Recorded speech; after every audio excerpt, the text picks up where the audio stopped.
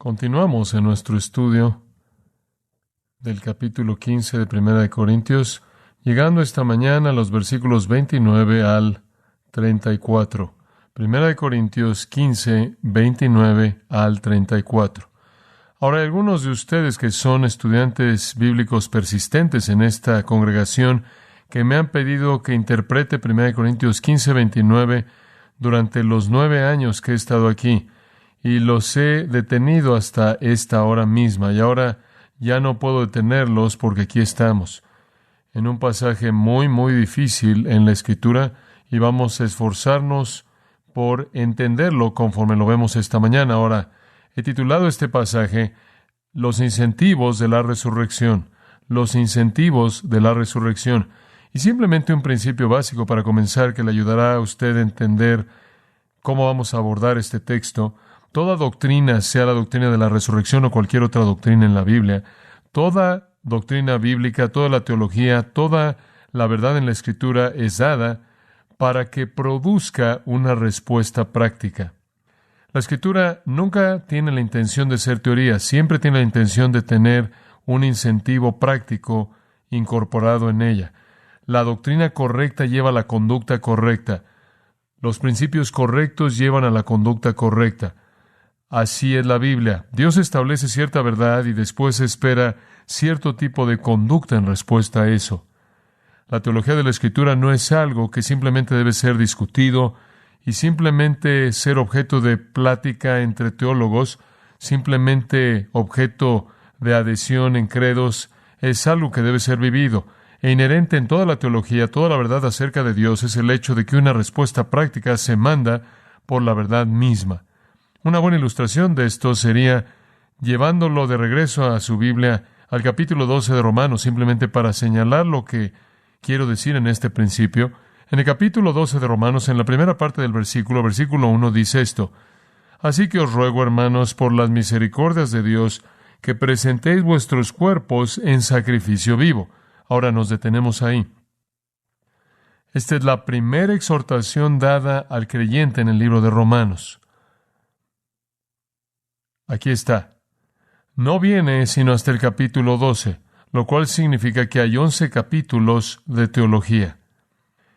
El tratado teológico más grande en el Nuevo Testamento está en los primeros 11 capítulos de Romanos, y después de toda esa teología, toda esa verdad acerca de Dios, toda esa doctrina pura, finalmente él dice, así que, y la frase clave es así que en el capítulo 12, así que, en base a todas estas doctrinas, que él llama, por cierto, las misericordias de Dios, todas estas cosas que están conectadas con la naturaleza de un Dios misericordioso, todas estas verdades teológicas, debido a que son presentadas, así que deben presentar su cuerpo en sacrificio vivo.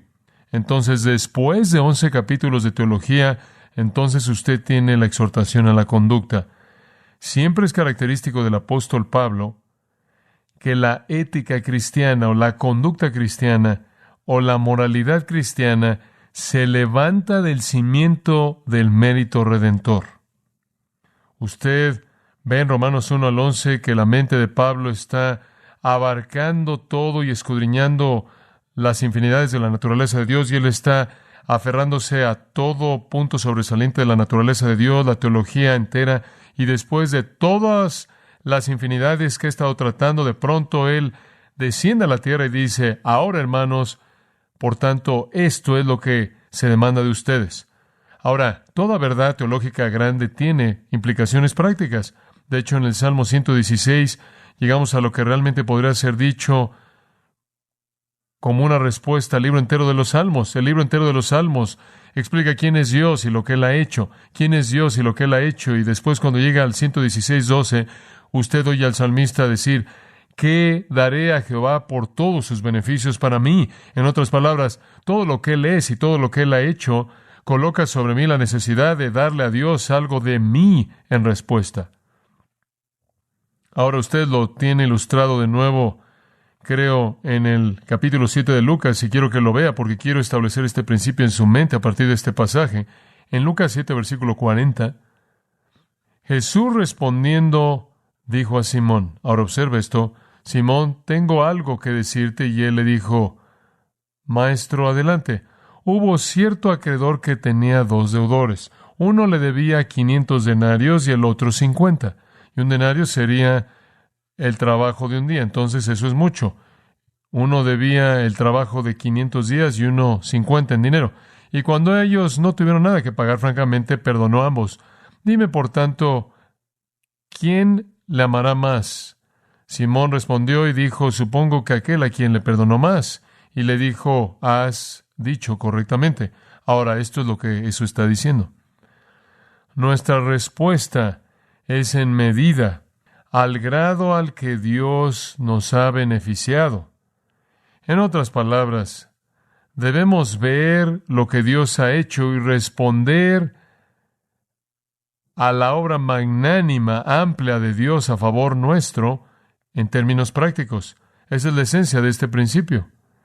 En primer lugar, usted ve la magnitud de lo que Dios ha hecho y después debe haber esa respuesta en nuestras vidas que encaja con esa obra, la totalidad de la gracia de Dios a favor nuestro. Un principio muy simple, sin embargo, muy, muy importante. Ahora, al llegar a 1 Corintios 15:29, esto es precisamente lo que Pablo está presentando aquí. Él está diciendo, miren, el concepto entero de la resurrección, de la verdad de la resurrección, establece imperativos muy fuertes.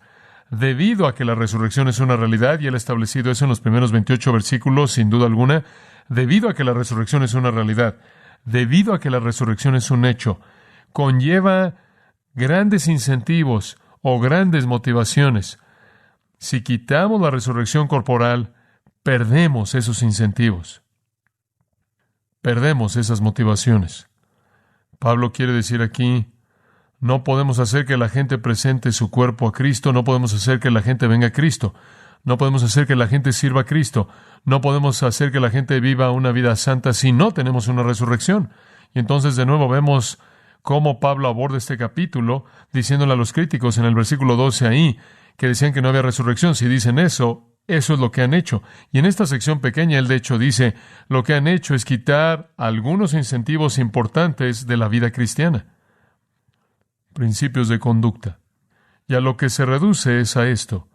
La gente no va a entregar su vida a algo en lo que realmente no tienen esperanza. Y si usted le dice a la gente que no hay resurrección corporal, ¿qué le hace pensar por un minuto que van a molestarse con el cristianismo?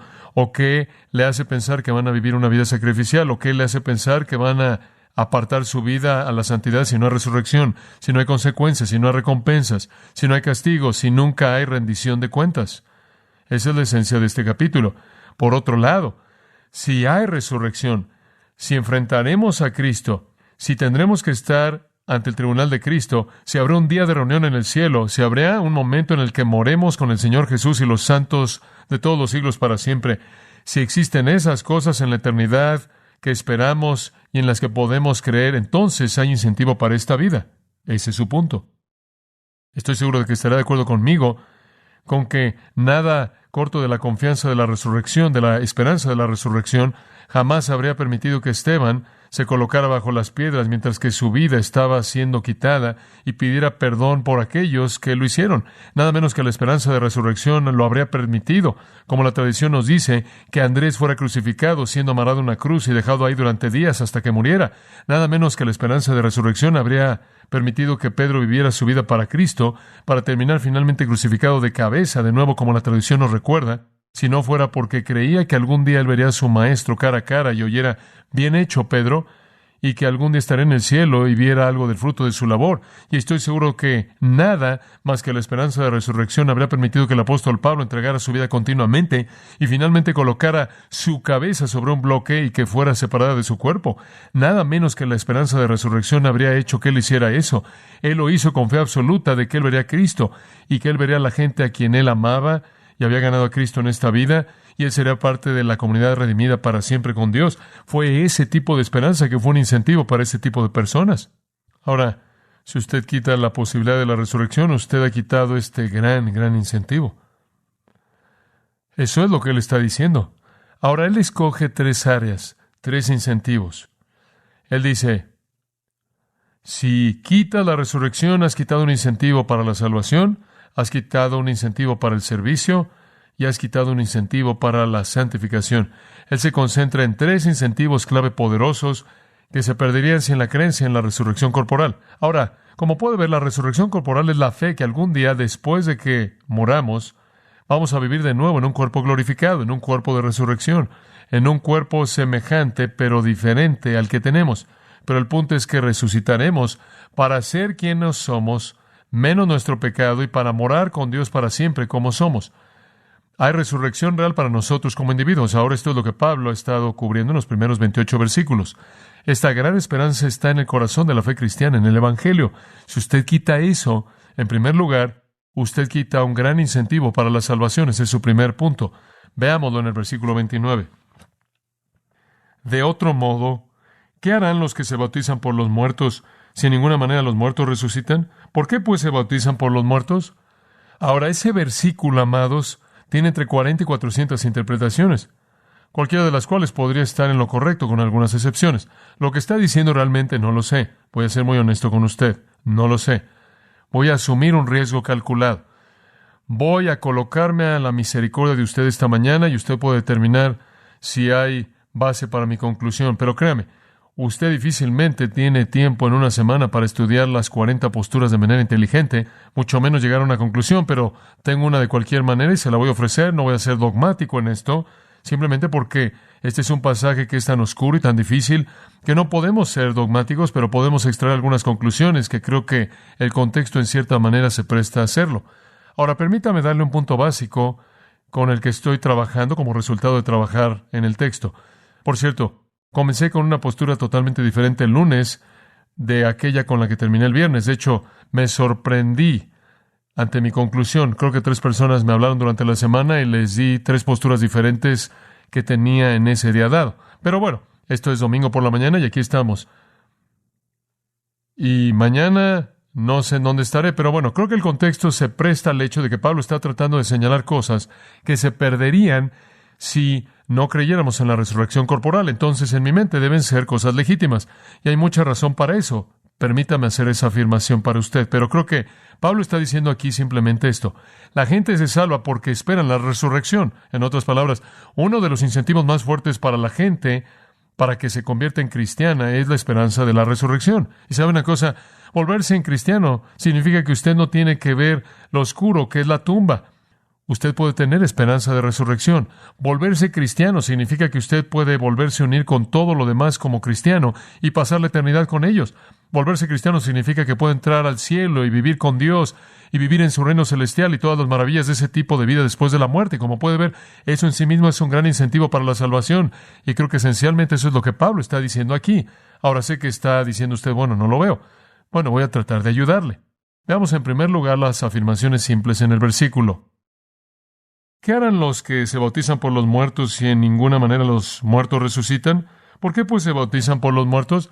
Ahora, la iglesia mormona toma este versículo y toman lo que parece a nivel superficial ser la postura más obvia, que alguien se bautiza por una persona muerta. Y los mormones lo llaman el bautismo vicario y enseñan, incidentalmente, usted podría señalar que esto no es común solo para el mormonismo, que fue una herejía enseñada por 2 padres de la antigüedad en la iglesia conocidos como Cerinto y Marción. Ambos creían en esto, de hecho fue identificado como herejía en ese entonces, pero dicen, Pablo está diciendo esto, que un cristiano que está vivo y ha sido bautizado puede ser vuelto a bautizar para una persona muerta, para que la persona muerta pueda ser salvada. Muy bien, entonces si su querido amigo en el trabajo se muere sin el Señor, usted puede venir aquí, bautizarse por esa persona muerta y de esa manera él va a ser salva. Los mormones, claro, enseñan que los espíritus de aquellos que han muerto no pueden entrar al cielo, a menos de que un mormón se bautice por ellos.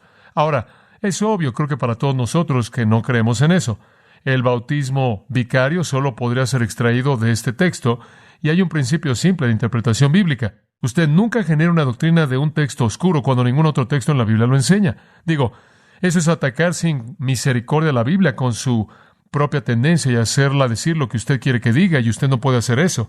La persona que se bautiza no se salva al ser bautizada, mucho menos por una persona muerta. Creemos que usted es salvo por la fe en Jesucristo, ¿verdad?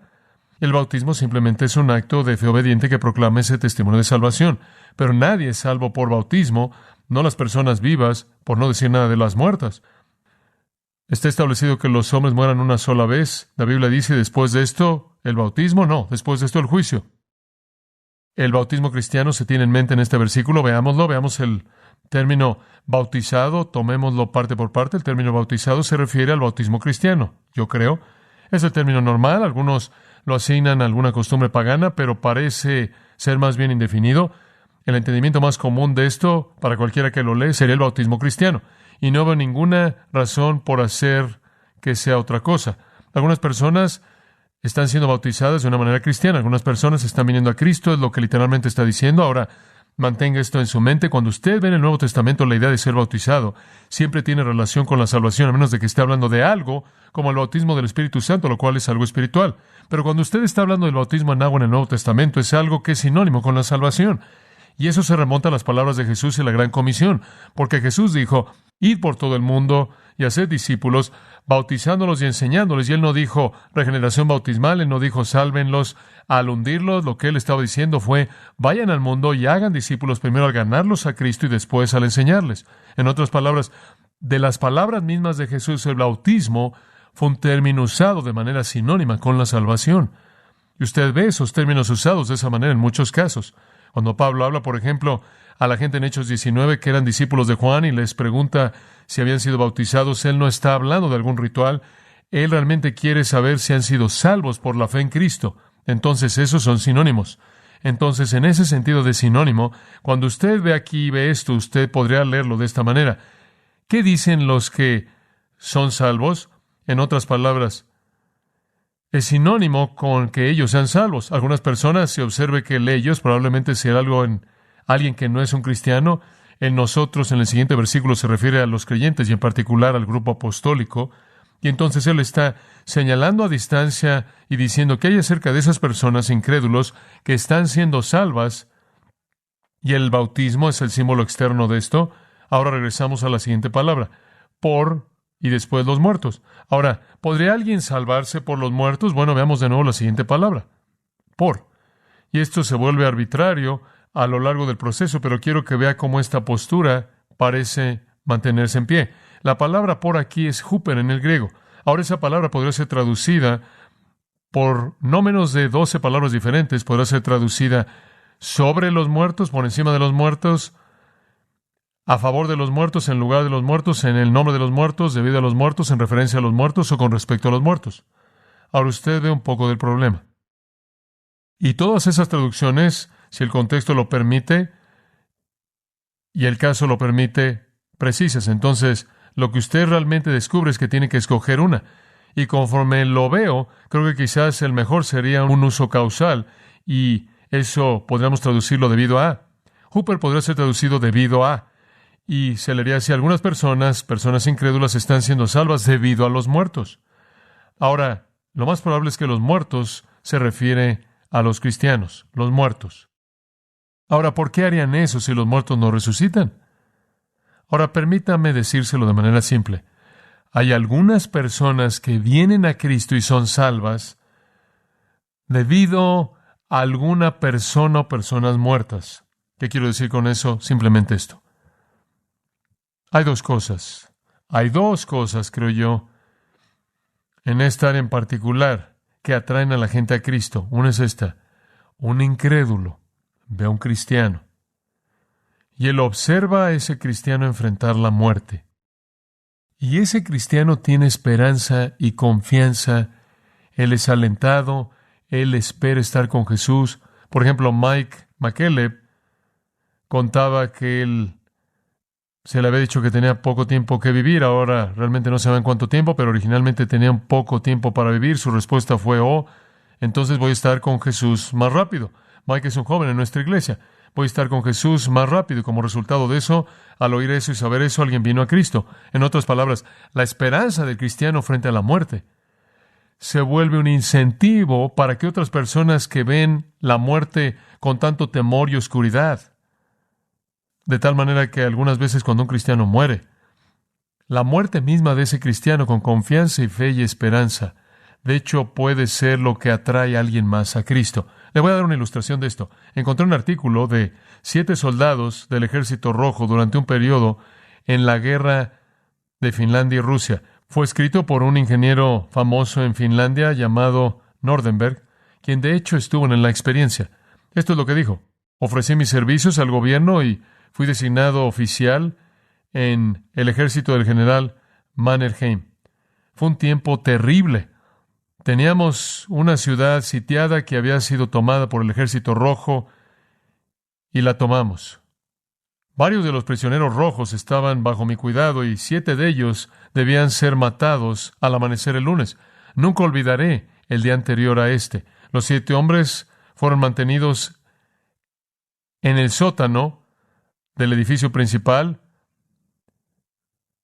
y mis hombres estuvieron atentos con sus rifles. La atmósfera estaba llena de odio. Mis soldados estaban borrachos de éxito y desfilaban a sus prisioneros. Algunos golpeaban las paredes con sus puños sangrientos diciendo vulgaridades. Otros llamaban a sus esposas e hijos que estaban lejos porque sabían que en el amanecer iban todos a morir. Tenemos la victoria, eso era verdad. Pero el valor de la victoria parecía disminuir conforme la noche avanzaba. Después algo extraño pasó. Uno de los hombres condenado a la muerte comenzó a cantar. Él está loco, fue lo que todo el mundo pensó al principio. Pero me di cuenta de que este hombre, cuyo nombre era Koskinen, no había dicho ninguna mala palabra. En silencio se sentó en su banca, nadie le dijo nada a él. Cada uno estaba cargando su propia carga a su propia manera.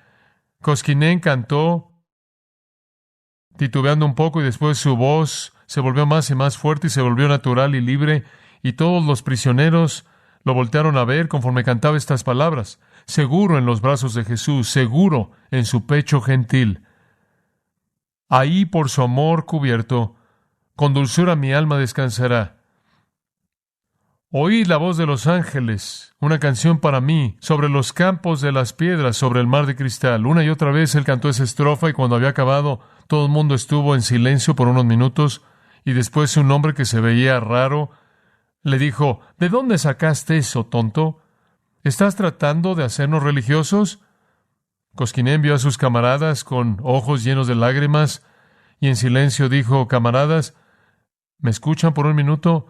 Me preguntaron de dónde saqué esta canción. Fue del Ejército de Salvación. Lo oí 3 semanas atrás. Mi madre cantaba a Jesús y le oraba con frecuencia. Él se detuvo por un momento, como si para recuperar fuerzas, y después se puso de pie, siendo el soldado que era, y vio hacia adelante y dijo, es cobarde esconder sus creencias. El Dios en el que mi madre creía es mi Dios. No puedo decir cómo pasó, pero anoche, conforme estaba despierto, de pronto vi el rostro de mi madre frente a mí. Recordé la canción que había oído. Pensé que tenía que encontrar al Salvador y esconderme en Él. Oré porque Cristo me perdonara y limpiara mi alma pecaminosa y me preparara para estar de pie delante de Él. Fue una noche extraña. Hubieron ocasiones cuando todo parecía brillar a mi alrededor. Versículos de la Biblia y del himnario me vinieron a la mente. Fue la respuesta de Dios a mi oración. No podía mantenerlo para mí mismo. En unas cuantas horas estaré con el Señor, pero salvado por su gracia. El rostro de Koskinen brillaba como si fuera iluminado por una luz interna. Sus camaradas se sentaron en silencio. Él mismo se mantuvo de pie, fijo. Mis soldados estaban escuchando a lo que este revolucionario rojo tenía que decir. Tienes razón, Koskinen, dijo uno de sus camaradas al final. Si tan solo supiera que hay misericordia para mí también, pero estas manos mías han derramado sangre y ahora he maldecido a Dios y he pisado todo lo que es santo y me doy cuenta de que hay un infierno y es el lugar apropiado para mí. Y él se hundió en el suelo en desesperanza. Ora por mí, Koskinen, y él gimió, mañana moriré y mi alma estará en las manos del diablo. Estos 2 soldados rojos cayeron de rodillas y oraron el uno por el otro. No fue una oración larga, pero llegó al cielo, y los que le escuchamos olvidamos nuestro odio. Se derritió en la luz del cielo, porque aquí estaban 2 hombres que pronto iban a morir buscando la reconciliación con su Dios. El cambio en la atmósfera fue indescriptible. Algunos de los hombres se sentaron en el suelo, algunos en las bancas, algunos lloraron en silencio, y otros hablaron de cosas espirituales. Ninguno de nosotros tenía una Biblia, pero el Espíritu de Dios nos estaba hablando a todos nosotros. La noche casi se acabó y el día estaba llegando. Nadie había dormido ni por un momento. Cántanos la canción una vez más, Koskinen, dijo uno de ellos. Y usted debió haberlos oído cantar no solo esa canción, sino coros que se habían olvidado por mucho tiempo. Los soldados que estaban de guardia se unieron a ellos porque el poder de Dios había tocado a todos. Todo cambió y el sótano de ese edificio venerable resonaba en las primeras horas de la mañana con las canciones de la sangre del Cordero. El reloj marcó las 6 de la mañana y cómo anhelaba que pudiera rogar por misericordia por estos hombres, pero sabía que era imposible. Entre las dos filas de soldados marcharon al lugar de la ejecución.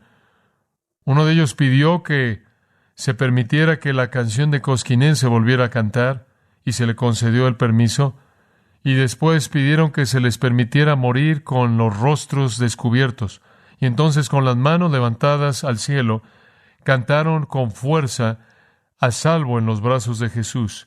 Y cuando la última frase se había acabado, el teniente dio la orden de fuego.